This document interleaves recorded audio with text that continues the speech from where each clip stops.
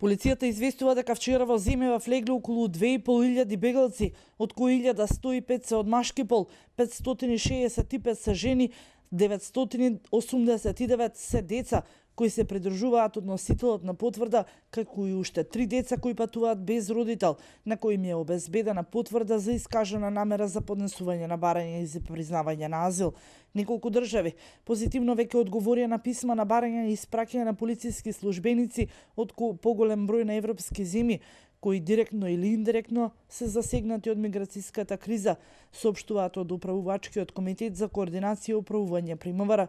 До денеска на наше барање позитивно се изјаснија неколку држави.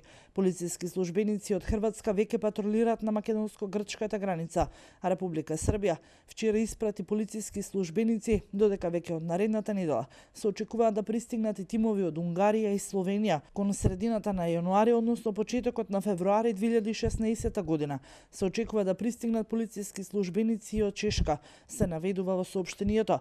Во тек се преговори со Австрија, Полска и Словачка за евентуално испраќање на нивни полициски службеници на сите состаноци кои се одржуваат на регионално или на европско ниво.